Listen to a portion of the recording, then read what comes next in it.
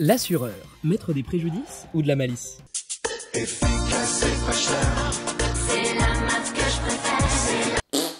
Parlons de cette vieille croyance populaire que l'assurance, ça vaut le coup. Une certitude pour les grabataires ou les naïfs, certes. En réalité, vous êtes très loin de la réalité. Quand on y réfléchit 5 minutes, on se dit qu'ils assurent tout le monde. Forcément, ils doivent avoir des statistiques. Un peu comme le bookmaker, ils ne donnent jamais trop d'argent. C'est même plutôt l'inverse. L'assureur et le banquier ne sont pas si différents. Deux crapules pour le prix d'une.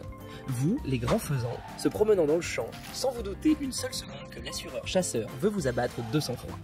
Au lieu de payer des assurances qui ne servent à rien, car on ne va pas se raconter des histoires, vous avez plus de chances qu'un caillou vous tombe sur la tête que de réellement vous faire rembourser un préjudice. Participez à ma cagnotte. Le seul préjudice sera sur votre compte en banque, mais pour ça, vous n'êtes pas assuré contre vos propres conneries.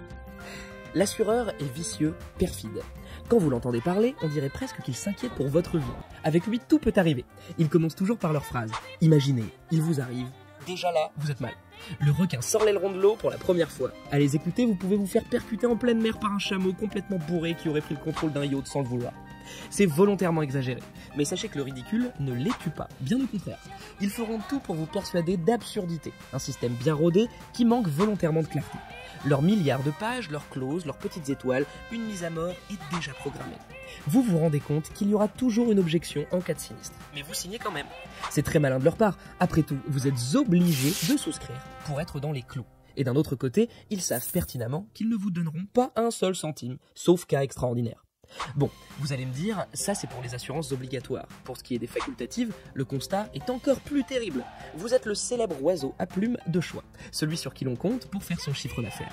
La valse des abrutis peut continuer jour après jour à avoir lieu. Quand j'étais enfant, un homme m'a dit « Un con se lève tous les matins ici-bas sur cette terre, à toi de le trouver ». Sachez que les assureurs ont à peu près la même charte, en plus d'être pédants.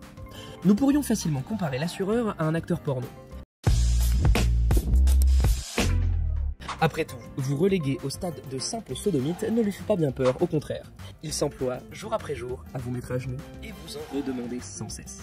Quand on y pense, vous êtes les seuls crétins à payer pour presque espérer qu'une tuile vous arrive dans vos misérables vies. Dans ces conditions, songez très fortement à ma cagnotte.